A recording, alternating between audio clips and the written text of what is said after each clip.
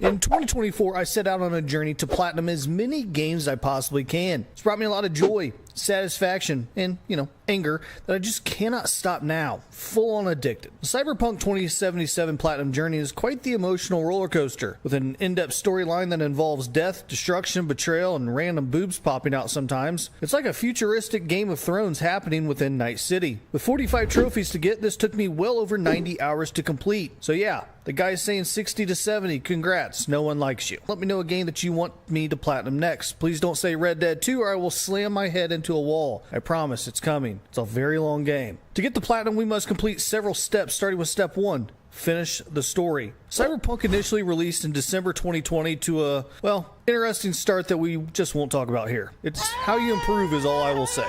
It was developed by CD Projekt Red, which is one of my favorite studios, not to glaze them any more than I have already in the past, but I chose to play as the male character V for Vincent. Female's name is V for Valerie. There are a lot of choices there. I chose to be a nomad out of the 3 paths. Now, you do not have to play all 3 in order to get the platinum, just FYI. I quickly meet this dude named Jackie, who's a smuggler. We are hired as a mercenary to smuggle some stuff into Night City and earn our first trophy, the Fool, for becoming a mercenary. Job ultimately goes wrong, as most do, and we end up becoming a nice merc for hire within Night City. We eventually get sent to find a nice lady named Sandra. Unfortunately, we find her passed out tits up in a bathtub, literally tits out, so if you go to stream this game, just beware. That is our first official job within Night City. Anyways, Jackie and I end up going to Konopeki Plaza, which is where the Arasaka are staying to pull off a heist. This is a very powerful group of wealthy and, psychotic people looking to further technology no matter how crazy it might seem. We steal an experimental biochip for a client. Shit goes downhill crazy. Old boy takes out his daddy and we get shot up trying to escape. With the chip damaged, Jackie puts it in his head to try and save the day. And, himself, but spoiler alert, he dies. Yeah, didn't see that coming, did you? We end up sticking the biochip into us, and our life is never the same again, earning us the Lover's Trophy. Then we ultimately get shot in the face by the client who hired us to go pull off this clusterfuck of an operation named Dexter, and we get discarded in the junkyard. Great client, 5 stars. All right, here comes Johnny. Okay, not that one, but Johnny Silverhand, played by none other than John Wick, aka Keanu Reeves. We get to see firsthand who Johnny was during a flashback and see the always beautiful Alt Cunningham. I'm not much for video game characters, but yeah, this chick's pretty damn hot for sure. We end up getting attacked and she gets kidnapped, earning us the Hermit Trophy. If you've not picked up on it yet, Johnny is living in our head rent-free through this biochip. We have split personalities, kind of like your ex-girlfriend. And we can play solely as V, but also as Johnny sometimes too, earning the Gun Fu Trophy. After being revived and rescued by Takamura, he was guarding the father Arasaka that, got by his son. We start to help him solve the murder. We also let him know there is a terrorist living in our head now, so there's that. Try explaining that to a buddy. If you didn't know, Night City's pretty violent, and there's a lot of work for a merc here. We eventually meet our girl, Pan Am, aka Mommy. Another character that I was like, damn, this chick is hot. What is happening in this game, dude? Anyways, she's a bit of a troublemaker, gotta like those girls. And after helping her find her car, we become allies.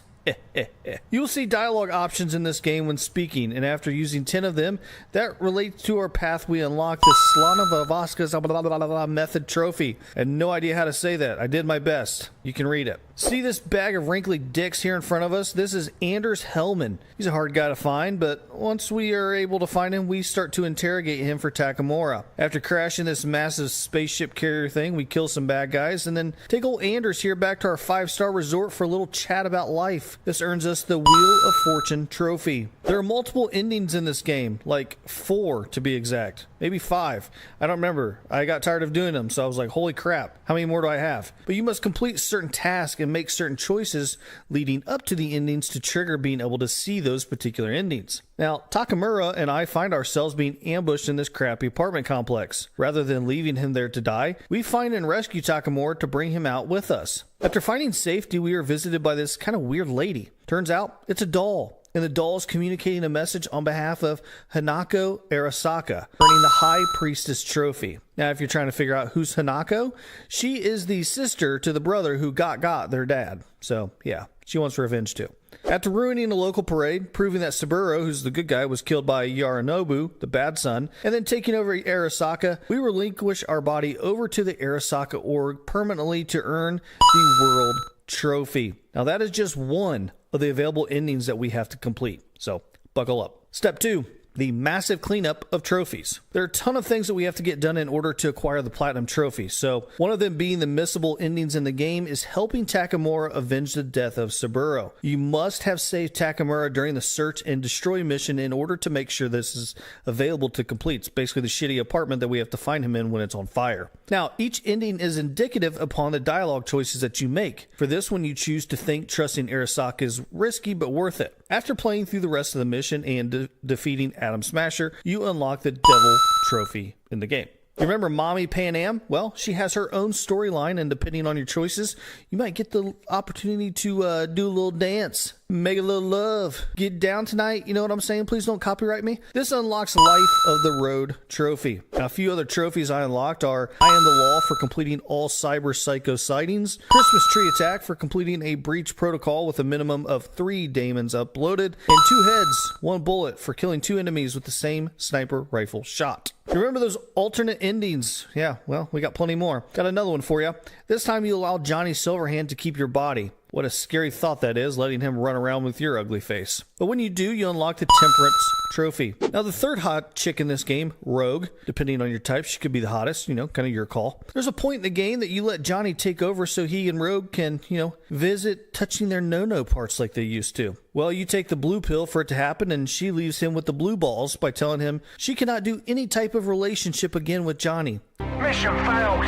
We'll get them next time. Either way, you earn the Bushido and Shield Trophy for watching the show. Probably my favorite character in the game, Judy. Decides at some point that she's had enough of Night City after all the losses she sustained, and well, she just kind of needs a break from it. She decides to leave, but not before having us come over to dive in this radiation-infested pond for some reason. Not gonna lie, tried to lay down some riz on her. Failed, she turned me down. I think she's into chicks and not dudes. Happens to the best of us sometimes. But I did earn the Judy vs. Night City trophy for completing Judy's storyline. Another alternate ending involves me becoming the Legend of the Afterlife and basically becoming a freaking astronaut. After completing this mission, I earned the Sun Trophy. Back to Earth to help out a kid named Randy. We actually start by helping out his uncle named River Ward. Essentially, his nephew goes missing. However, we uncover that he was kidnapped by this absolute weirdo who essentially harvests bodies. After completing River's storyline, we unlock the To Protect and Serve trophy while also hitting on his sister too. Keep it in your pants, V. Jesus, how many chicks are you gonna hit on? Oh, what do you know? Another alternate ending and missable if you're not careful. This ending involves leaving Night City forever with Mommy Pan Am,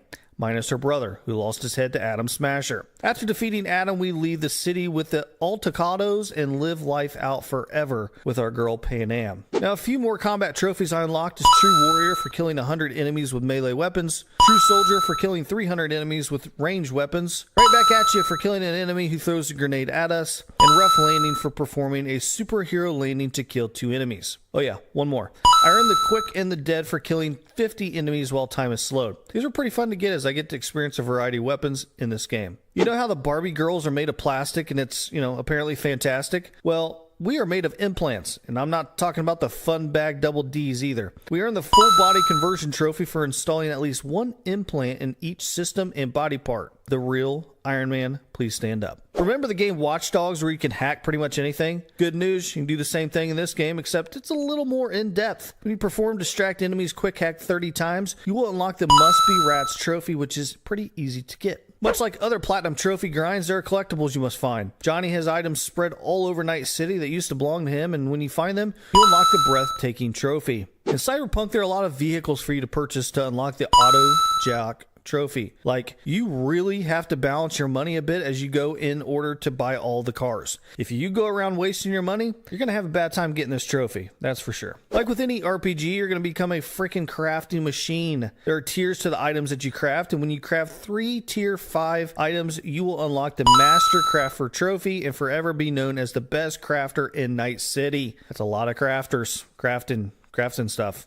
A pretty cool clearance aspect that I liked in this game, we're knocking out all the gigs and scanner hustles in each area. There are hundreds of these to do in order to earn all the trophies, and yeah, you gotta do them all. But unfortunately for me, I had some that bugged and required restarting from a save point to redo them. That did suck. However, the first one I knocked out was Little Tokyo Trophy for completing events in Westbrook, the Mean Street Trophy for Haywood, City Lights trophy for City Center. Greetings from Pacifica trophy for Pacifica. It's Elementary trophy for Watson. The Jungle trophy for Santo Domingo. And lastly, the Wasteland trophy for the Badlands. I also had to go around and find all these frickin' Tarot graffitis spread across the city, most of them on buildings, and I had to take a picture of them. Once I found them all to complete the job, I earned the Wandering Fool trophy. To this point, I was literally a wandering fool all over this damn city trying to find these things. Another very tedious and time-consuming trophy is the Frequent Flyer trophy for finding all fast travel data terms. It is time-consuming because, well, there are a ton of these things spread throughout the city, and well,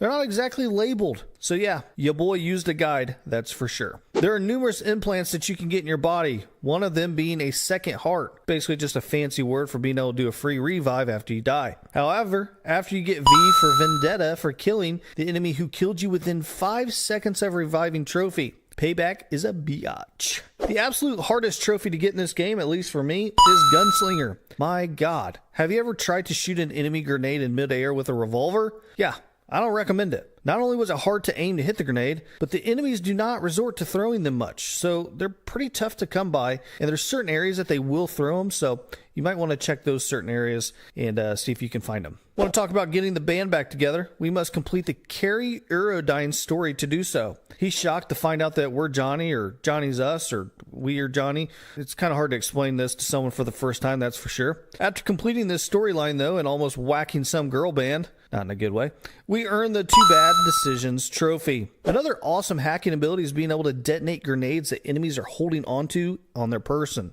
However, when you kill 3 of them, you will unlock the Damon in the Shell trophy. Could you imagine just standing there and then boom, a random ass grenade on your partner goes kapooey and life is over? Wow, that would suck.